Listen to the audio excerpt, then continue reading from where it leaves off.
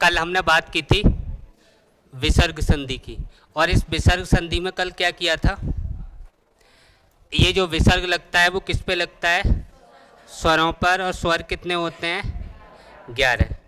इनके बाद हमने कल किसको जोड़ा, अघोष। अघोष वर्णों की संख्या 13। कौन कौन से, प्रत्येक वर्ग का पहला और दूसरा, तीनों सा। ये जो नियम है, तीनों सा जो जुड़ते हैं, कौन कौन सा सा, बड़ा सा, षटकोण वाला सा, और ये जो सा जुड़े, इस संधि को हम किस नाम से जानते हैं, सत्व संधि। इस संधि को 3 भागों में बांट के पढ़ना है। एक सत्व संधि, सत्व संधि में क्या होगा, सा होगा। सा ये नाम सत्व है, लेकिन सा इसमें तीनों ही आएंगे। और जो कल बताया उसको एक बार आप फिर सुन लो। मैंने कहा ये किसी भी वर्ग के पहले दूसरे वर्ण से जुड़ते हैं। जो पहला दूसरा है, इसमें क्या लिखा था मैंने, अरे अघोष वर्ण लिखे थे। तो जो वर्ग होते हैं उनके पहला और दूसरा वर्ण, इसके साथ में तीनों सा। कौन कौन से तीनों सा, तालव्य सा, मूर्धन्य सा और दंत सा। यहाँ जो जुड़े उनका जो सा में परिवर्तन हो रहा है उसे हम किस नाम से जानेंगे, सत्व संधि। दूसरी और सुन लो, एक होती है उत्तो संधि। दूसरी कौन सी है, उत्तो संधि। इसमें विसर्ग का क्या होता है, विसर्ग का ओ होता है।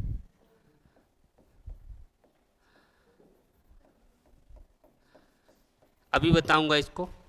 तीसरे नंबर की जो होती है वो होती है ऋतु संधि।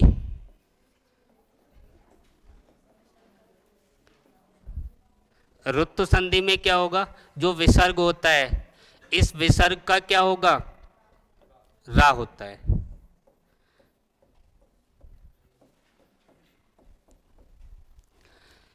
सत्व संधि में विसर्ग का क्या बताया, सा। सा ये वाला भी होता है, सा ये वाला भी होता है, सा ये वाला भी होता है। ये किसके अंतर्गत आएंगे, विसर्ग सत्व संधि के अंतर्गत। विसर्ग का जिसमें सा हो जाए सत्व संधि, विसर्ग का जिसमें रा हो जाए ऋतु संधि, विसर्ग का जिसमें ओ हो जाए उत्तु संधि। 3 प्रकार की संधियां हैं, यानी कि संधि के प्रकार नहीं है, 3 भागों में बांट के इनको हम पढ़ सकते हैं। कहीं प्रकार मत बता देना कि विसर्ग संधि 3 प्रकार की होती है, 3 प्रकार की नहीं बता रहा हूँ। जो 3 भाग हमने किए हैं, इन 3 भागों में बांट के विसर्ग संधि को हम पढ़ सकते हैं, जिसमें पहला वाला नियम हमारा कंप्लीट हो गया था। और पहला नियम किससे कंप्लीट किया था कि विसर्ग के बाद कोई अघोष वर्ण आ जाए, और इनकी संख्या कितनी बताई थी, 13। प्रत्येक वर्ग का पहला दूसरा, 5 वर्ग होते हैं, 5 दूनी 10, ये हो गए 3 सा हो गए, कितने हो गए 13। आज जो हम बात करेंगे वो विसर्ग का ओ और विसर्ग का रा। ये विसर्ग का रा जो होता है कौन सी संधि में, ऋतु संधि में, और विसर्ग का ओ होता है उत्तु संधि में। इसको देखो, ये स्वर कितने हैं 11, व्यंजन कितने हैं 13। तो स्वरों का योग हमें कितने से करवाना है, 33 प्लस 11। और इस स्वर के बाद क्या होगा, विसर्ग। अरे विसर्ग हमेशा किस पे लगता है, स्वर पर।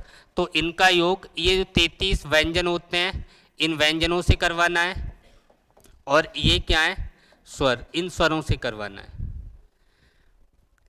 बात समझ में आई। अब तक हमने क्या किया कि जो 11 स्वर हैं इन पे जो विसर्ग लगती हैं, इनका योग हमने कितने से करवा दिया, अघोष से। अघोष कितने हैं 13। अगर मैं बात करूं सघोष की, तो सघोष वर्ण कितने हैं 31। 31 और 13 कितने हो जाएंगे 44।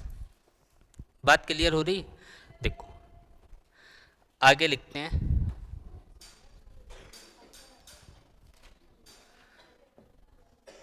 देखो अच्छा, ये जो 11 वर्ण मैंने बताए, इनका योग हमें किससे करना है? सघोष से। सघोष वर्ण, ये सघोष वर्ण कितने होते हैं? 31। कौन कौन से होते हैं? प्रत्येक वर्ग का तीसरा, चौथा, पांचवा। और क्या होगा इसमें? सभी स्वर, या, रा, ला और हा। लिख दे रहा हूं, सघोष वर्ण प्रत्येक वर्ग का तीसरा, चौथा, पांचवा वर्ण, सभी स्वर, सभी स्वर, अंतस्थ और क्या आएगा? हा। है नहीं? हा।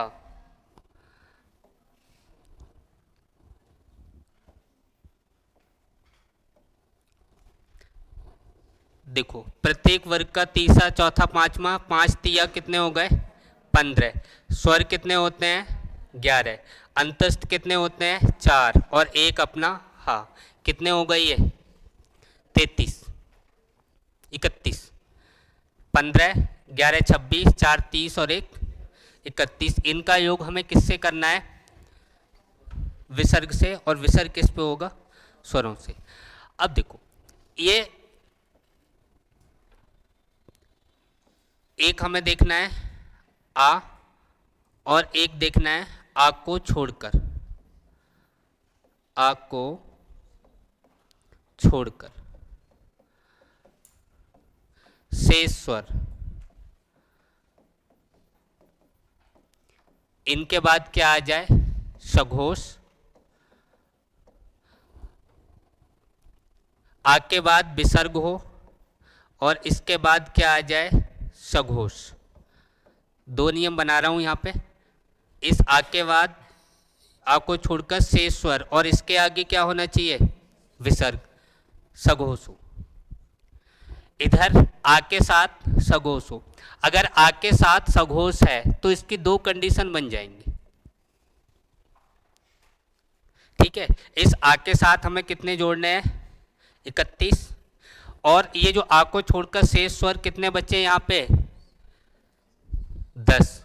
इन 10 के साथ कितने जोड़ने हैं? पूरे 31 के 31। बात क्लियर हो रही है? आ को छोड़कर जो 10 स्वर हैं इनके साथ मैं 31 जोड़ रहा हूं, और इधर आ के साथ, इसके साथ भी मुझे 31 जोड़ने हैं। ठीक, अब यहां पे आ, इस आ के बाद आ जाए विसर्ग, और इसके बाद क्या आ जाए? आ को छोड़कर कोई स्वर। आ को छोड़कर कोई स्वर आ जाए। ऐसी कंडीशन में ये अपना जो विसर्ग है, इस विसर्ग का क्या होगा? लोप। विसर्ग का क्या हो जाएगा? लोप। अब ये एग्जाम्पल करवा दूंगा, इनको समझ लो थोड़ा। दूसरी बात, अगर ये जो आ है, इस आ के बाद विसर्ग हो और यहां पे आ जाए। मैंने यहां पे क्या लिखा? आ को छोड़कर कोई भी स्वर। कोई स्वर का मतलब कितने? 10 स्वर। आ के साथ आ नहीं जुड़ा है, यहां पे आ के साथ मैंने आ जोड़ा। इसके बाद क्या जोड़ने?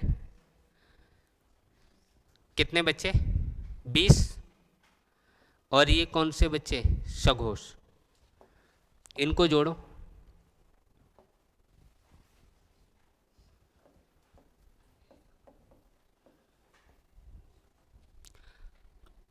बीस सघोष ये बच्चे, इनमें क्या शामिल नहीं है? ये 10 स्वर शामिल नहीं है। देखो 21 हो गए, काउंटिंग कर लो। देखो 20 सघोष और एक आ, कितने हो गए? 21। और इस आ के साथ 21 इधर जुड़ गए और 10 अपने इधर जुड़ गए। आ को छोड़कर शेष 10 स्वर। इस आ के साथ कितने जुड़ गए? आके साथ यहाँ कितने जुड़ गए 10, और यहाँ आके साथ कितने जुड़ गए 21, टोटल कितने हो गए आके साथ 31, और यहाँ पे आके साथ कितने हो गए 31। अब देखो मैंने कहा कि आके साथ आ को छोड़कर कोई भी स्वर आ जाए तो विसर्ग का क्या होगा, लोप। ठीक, अगर आ के बाद आ जाए, या जो 10 स्वर हमने छोड़े हैं, ठीक, वो सघोष हटा के कोई सघोष आ जाए तो इस विसर्ग का क्या होगा, ओ। तो विसर्ग का क्या होगा, ओ। होता क्या है देखो, ओ कैसे होता है ये समझ लो। ये जो मैंने लिखा है यहाँ कंडीशन ये है कि आ तो अपनी जगह रहता है और इस विसर्ग के स्थान पर आता है ऊ। अरे बात कुछ समझ में आई नहीं, इस आ के स्थान पे क्या आता है, इस विसर्ग के स्थान पर ऊ, आ अपनी जगह, और आ के साथ ऊ जुड़ेगा तो क्या बनाएगा, ओ। सीधा सीधा हमें ये ध्यान रखना है कि इस पूरे वाले फंक्शन का क्या हो जाता है, ओ। होता किस तरह है, विसर्ग ऊ में बदलेगा, आ पहले लगा हुआ है, आ प्लस ऊ मिलकर क्या बना लेगा, ओ। ये गुण संधि वाली कंडीशन है। बात क्लियर हो गई। अब यहां पे मैंने कहा आ को छोड़कर कोई स्वर आ जाए और उसके बाद सघोष आ जाए तो ये रुत्व संधि में जाएगा। ये किस में परिवर्तित होगा, रा में। बात समझ में आई। उत्तु संधि में क्या है, ओ में परिवर्तन। ये कौन सी संधि हो गई, उत्तु संधि, उत्तु संधि। और ये रा में परिवर्तन, यहां कौन सी संधि हो गई, रुत्तु संधि। अभी 3 संधियों की बात की थी, यानी विसर्ग का जहां सा हो जाए सत्तु संधि, विसर्ग का जहां रा हो जाए रुत्तु संधि, और विसर्ग का जहां ओ हो जाए उत्तु संधि। तो विसर्ग का ओ नहीं हो रहा है, विसर्ग का ऊ हो रहा है, इसलिए उत्तु बोला है, और ऊ आ से जुड़ा है तब ओ बना है। बात क्लियर हो गई। उत्तु क्यों बोला, क्योंकि विसर्ग का ऊ हुआ और ऊ आ से जुड़ा, क्या बन गया, ओ।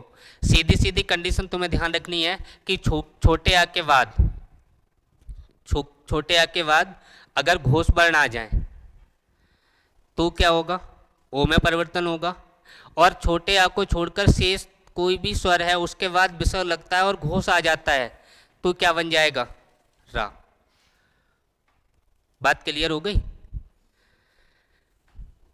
शॉर्ट में बता रहा हूं, हालांकि मैंने 2 भाग कर दिए हैं, ज़्यादा शॉर्ट आपको करना है तो सीधा सीधा सत्तु संधि में तीनों सा बनेंगे।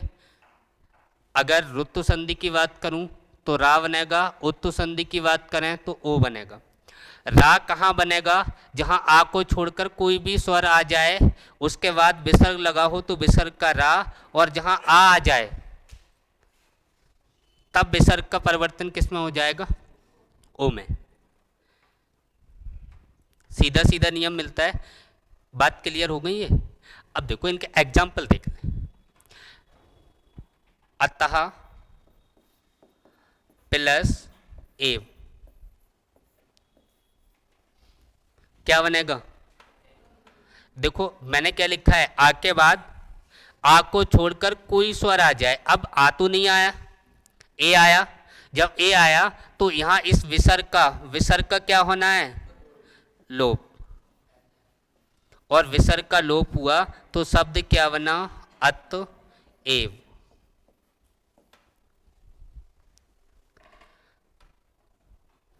अब देखो इसी क्वेश्चन को अगर मैं इस तरीके से पूछ लूं, मैंने इसको ऐसे लिख दिया अतएव, तब कौन सी संधि हो गई, वृद्धि संधि। अगर अतएव लिखा है आई की मात्रा है तो वृद्धि बता देना, ये भी सही है। इसका जो विग्रह होगा वो अत प्लस एव, यानी कि यहां से आ आएगा और यहां से ए आएगा, आ और ए मिलकर क्या बना लेगा, आई। क्या बनाएगा, आई।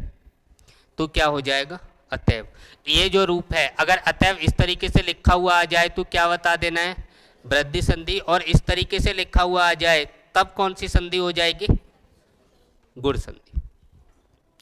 अरे बात क्लियर हो गई?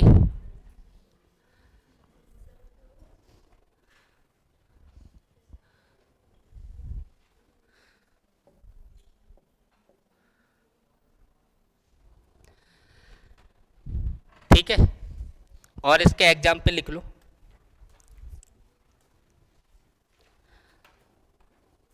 ततः प्लस एब,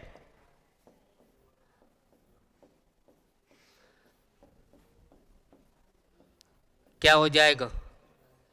तत्व एव। विसर्ग का क्या होगा? लोप। पया प्लस आदि, क्या बनाओगे? इसका संधि करेंगे तो विसर्ग का लोप सीधा सीधा बन जाएगा पयादि।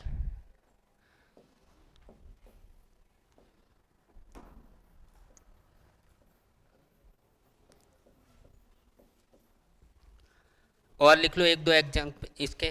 यशा प्लस इच्छा, यशा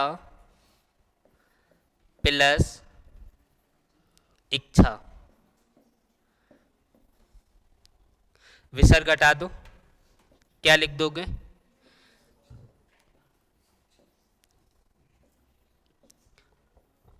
अगर आप प्लस ई आपने ए बना दिया तो कौन सी संधि में जाएगा? गुण संधि में। अगर मैं विसर्ग ना लगाता यश प्लस इच्छा लिखता तो ऐसे इच्छा बनता, और ऐसे इच्छा बनता तो कौन सी संधि हो जाती? गुण संधि। बातें क्लियर हो रही हैं?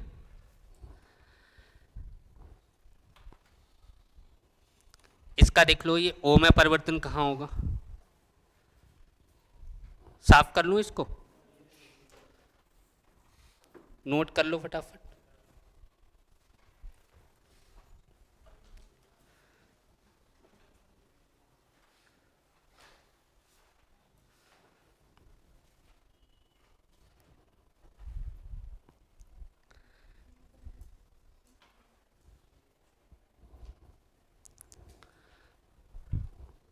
देखो अच्छा,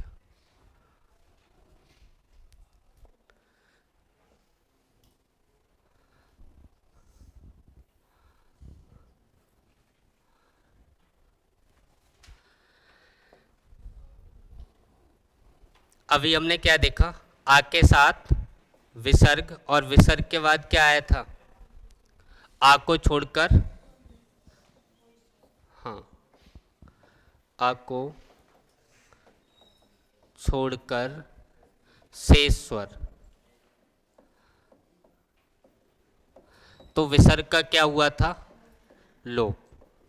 अब मैं कह रहा हूं कि आ है, आ के अलावा विसर्ग लगा हो और इसके बाद आ जाए, या फिर कोई सघोष आ जाए, तो इस विसर्ग का क्या होगा? अब ओ, यानी विसर्ग का ऊ बनता है, और ऊ आ से जुड़ेगा। चलो लिख ही दे रहा हूं। इस विसर्ग का परिवर्तन किस में हो जाएगा? ये आ अपनी जगह आएगा और विसर्ग की जगह क्या हो जाएगा? ऊ, और ये जुड़ेगा तो क्या बनाएगा? ओ। ठीक, इसके एग्जाम्पल लिख लो। पया प्लस द। अब सीधा सीधा मैं विसर्ग का ओ लिख दूं, ओ इस या में जुड़ेगा प्लस द, शब्द क्या बनाएगा? पयोद।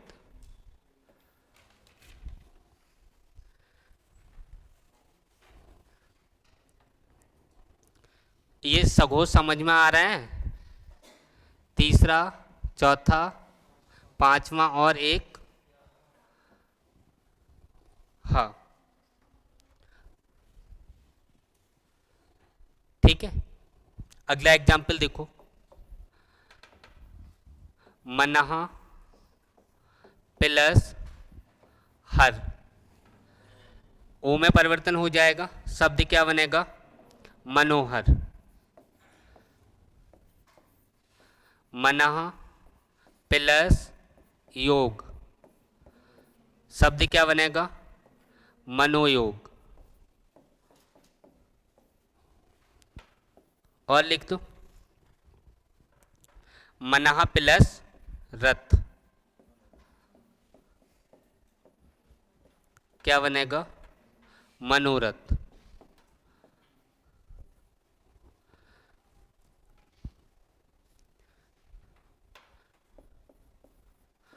मनः प्लस विज्ञान, क्या लिख दोगे? मनोविज्ञान।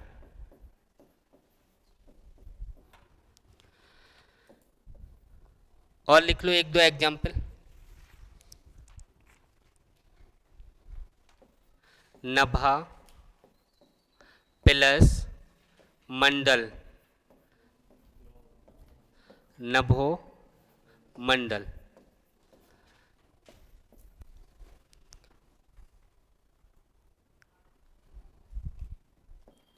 मनः प्लस जा,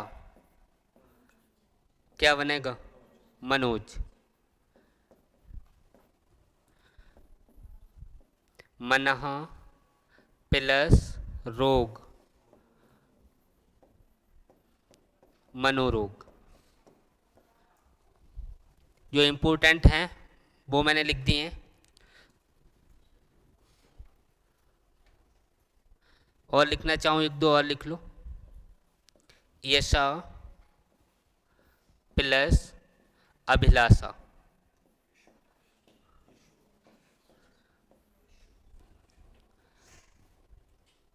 छोटा आ गया, क्या बनेगा? यशो,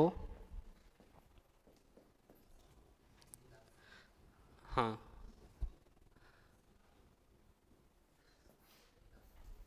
अभिलाषा। यशो अभिलाषा। और लिख दूं प्रथमा प्लस अध्याय, क्या शब्द बनेगा? प्रथमो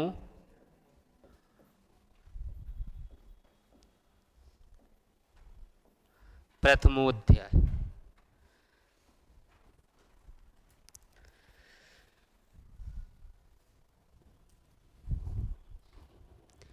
ठीक है, इसको अवग्रह रूप में लिखना चाहूं तो अवग्रह रूप में भी लिख लो। प्रथमो, दोनों ही तरीके से सही है। अवग्रह रूप इसका मतलब भी आ ही होता है, चाहे प्रथमो अध्याय लिख लो या प्रथमो अवग्रह इसमें बीच में लगा दो, फिर भी सही है।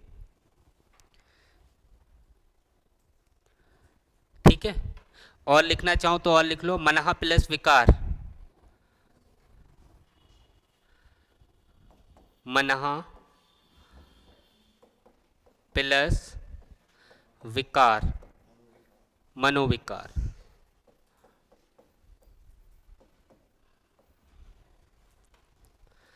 कोई समस्या थोड़ी है। तपः प्लस बल, तपोबल।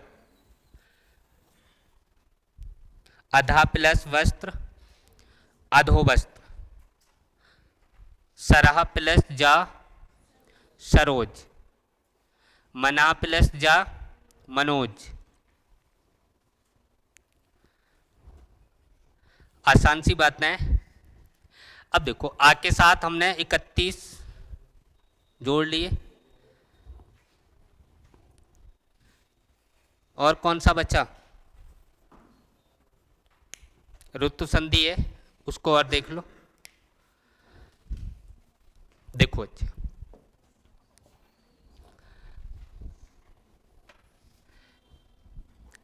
हाँ, ये आ के साथ देखा, आ को छोड़कर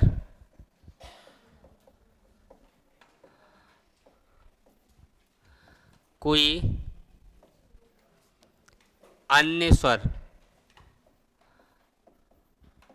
और इसके बाद क्या हो? विसर्ग। और यहां किसी भी सघोष से जुड़े, और सघोष कितने? 31 किसी से भी जुड़े, ऐसी स्थिति में इस विसर्ग का क्या होगा? रा।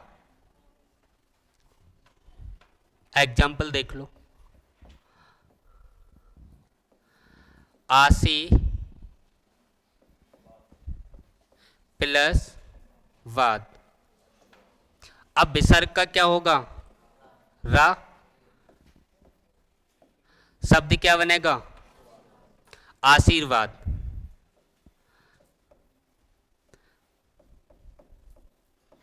ये आशीर्वाद शब्द शुद्धि में बहुत पूछा गया है। ये रा देख लेना कहाँ पे टंग रहा है, सापे मत लगा देना इसको। आशीर्वाद।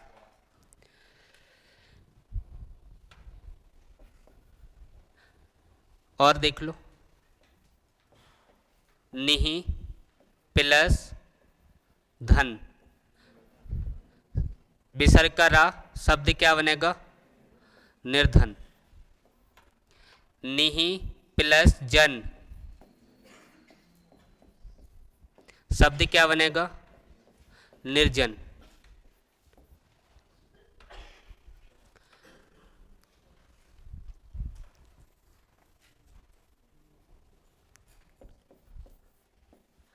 बही प्लस क्या लिखूं? का थोड़ी आना है, प्रथम और द्वितीय तो आना ही नहीं है, तीसरा चौथा आना है। आगत क्या बनेगा? बहिरागत।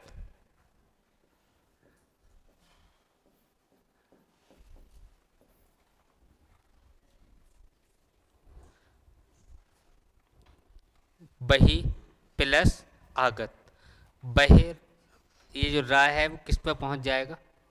आ पर।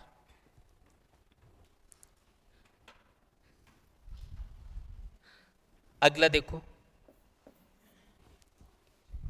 निहि प्लस आधार,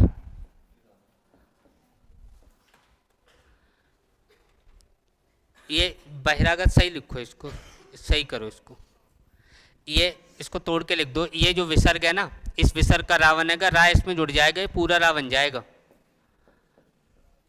बहिरागत।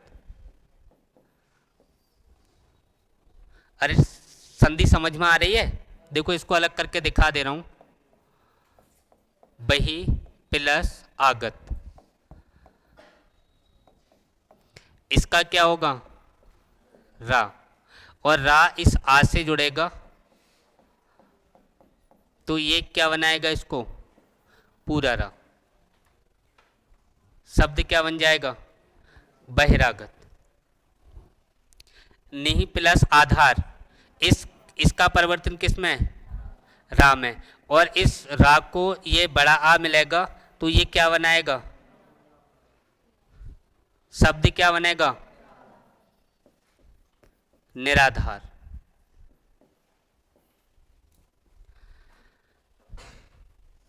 अरे बात क्लियर हो रही है? और लिख लो,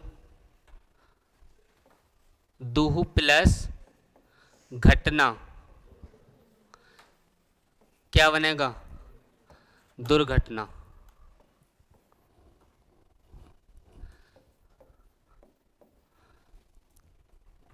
और लिख लो, दुहु प्लस आत्मा, आत्मा क्या बनेगा? दुरात्मा।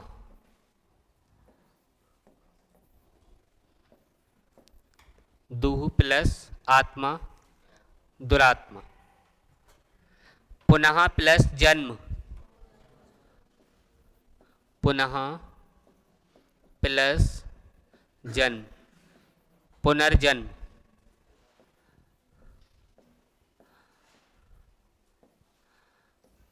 पुनर्जन्म। और लिखोगे, आयु प्लस वेद, आयु प्लस वेद, आयुर्वेद। शब्द क्या बन जाएगा? आयुर्वेद। धनु प्लस वेद लिख लो, धनुर्वेद। यजु प्लस वेद लिख लो, यजुर्वेद।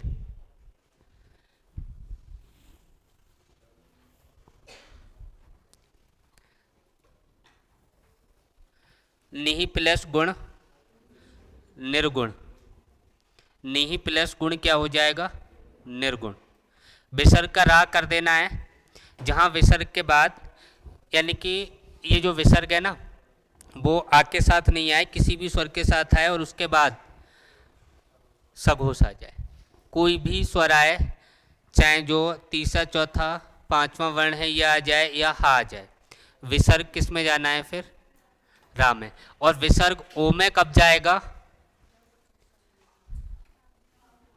जब आ के बाद हाँ सघोष आ जाए या आ के बाद आ जाए, आ के बाद आ जाए या आ के बाद कोई सघोष आ जाए, तो विसर्ग किस में जाएगा?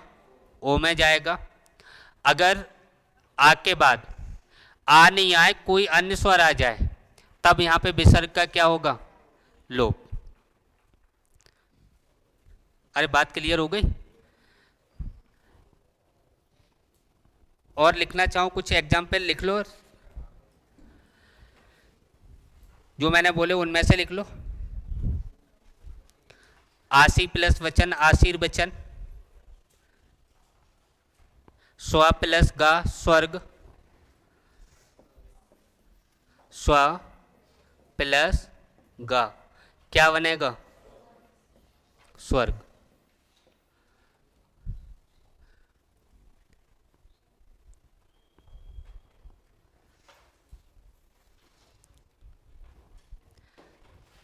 बात क्लियर हो गई? एक बात और बची है, 5 मिनट का टाइम, शांति से बैठना, अभी बता दे रहा हूं। लास्ट नियम,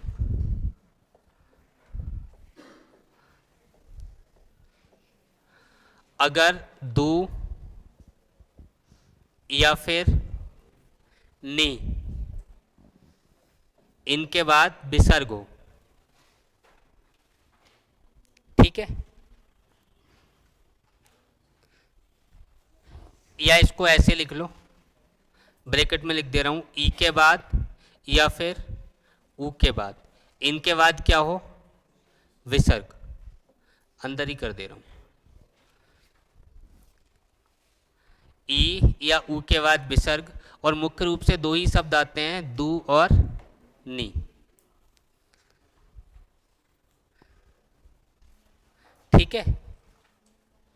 और इसके बाद क्या आ जाए? रा। इसके बाद क्या आ जाए? रा। तब क्या होगा? ये जो विसर्ग है अपना, इसका तो होना है लोप। ये यहां विसर्ग दे रखा है नी या दू के बाद, फिर भी इसका क्या होना है? लोप। बात समझ में आई? दूसरी बात और क्या ध्यान रखना है, ये जो ऊ है, छोटी ई या बड़ी ई, तो छोटी ई का क्या होगा? छोटा ऊ का क्या होगा? बड़ा ऊ। बस इतनी सी बात ध्यान रखनी है। अगर मैं इस दू की बात करूं तो ये हो जाएगा इस तरीके से, अगर मैं इस नी की बात करूं तो ये हो जाएगा बड़ी की मात्रा, और विसर्ग का क्या होना है? लोप होना है। बात समझ में आई? अगर ये निर और दुर उपसर्ग के रूप में आ जाएं, तो मैंने ये आपको व्यंजन संधि में बताया था, वहां क्या हो रहा था? जो रा आ रहा था उस रा का क्या होना है? लोप। और ये छोटी मात्रा है कैसी हो जाएगी? बड़ी। वहां भी बताया था। यहां अगर विसर्ग आ जाए इसके बाद, तब ऐसी कंडीशन में क्या करना है? योग किससे हो? रा से, तो विसर्ग का क्या होगा? लोप। लिख लो शब्द, निहि प्लस रोग। देखो भाई साहब, इस विसर्ग का अपने लिए क्या करना है? लोप करना है, और इस नी का क्या कर देना है? छोटी की मात्रा बड़ी की हो जाएगी, छोटे ऊ की मात्रा बड़े ऊ की हो जाएगी। शब्द क्या बनेगा? निरोग। निरोग मत कर देना, शब्द शुद्धि में बहुत पूछा गया है, इंपॉर्टेंट शब्द है। क्या बताना है? निरोग।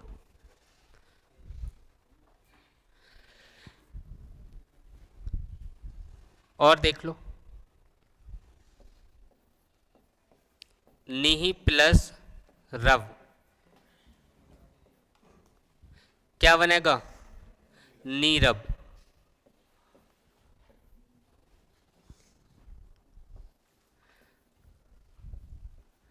निहि प्लस हाँ रज, शब्द क्या बनेगा? नीरज। और लिख लो,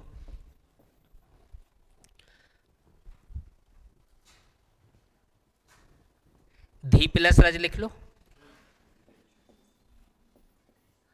धी प्लस रज क्या बनेगा? धीरज। ऊ वाले देख लो कुछ शब्द,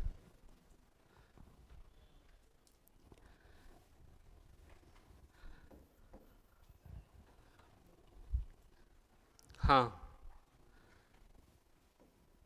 दू प्लस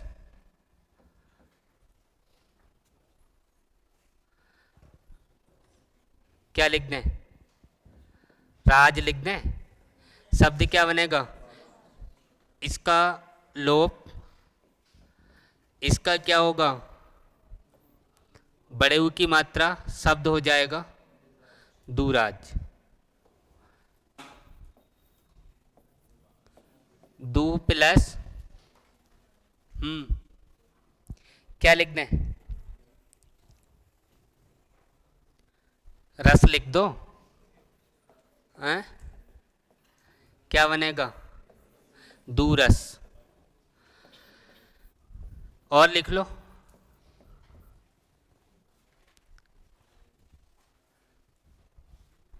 बताओ।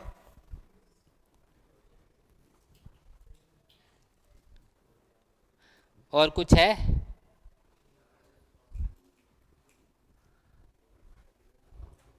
रंध्र लिख लो,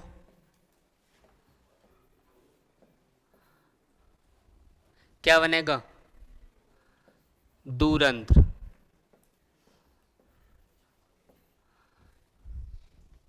सीधा यही ध्यान रखना है, अगर छोटी ई या फिर छोटे ऊ के बाद विसर्ग आए तो विसर्ग का लोप होना है।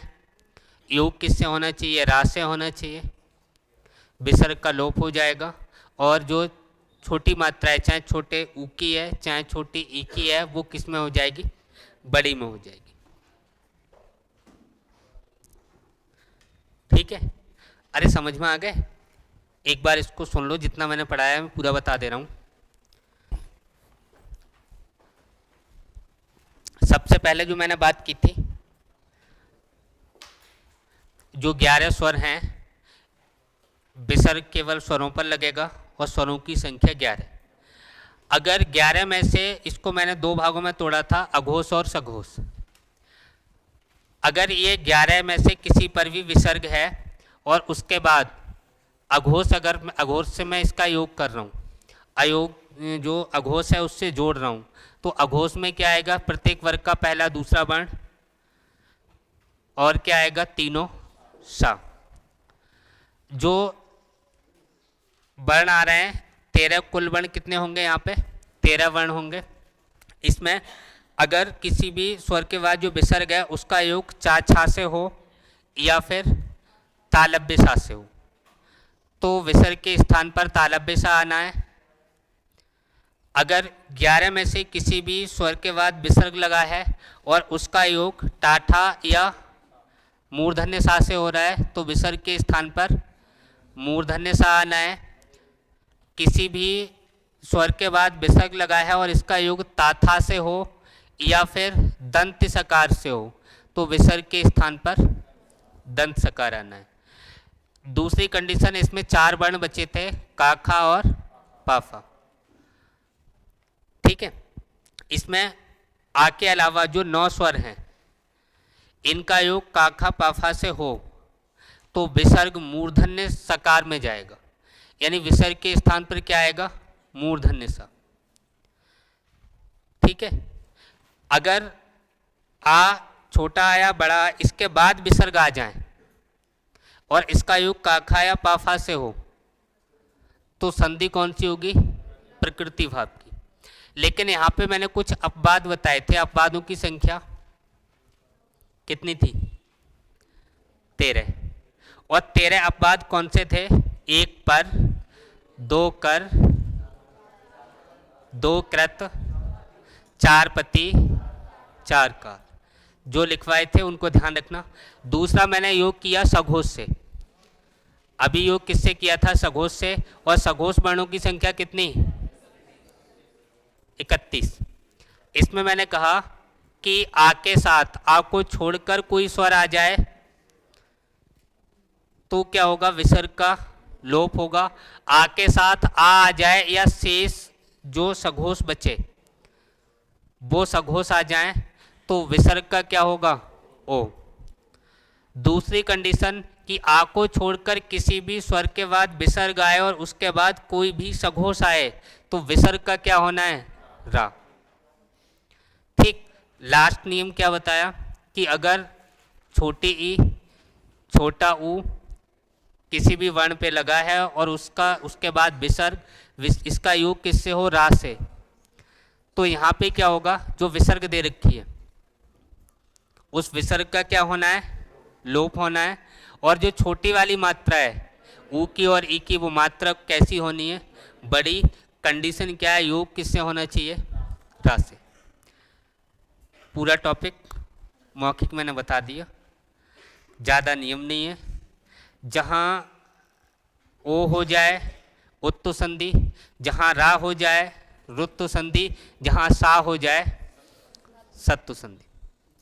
अगर ऐसा कुछ पूछ ले तो बता देना, घबराने की जरूरत नहीं है। कल क्या करना है, क्या करवाएं कल? चाहे समास कर लो, चाहे अपनी संज्ञा कर लो। ऐसा करो, समास निपटा दूं? हैं? अरे समास निपटा दें? ठीक है, कल समास देख के आना।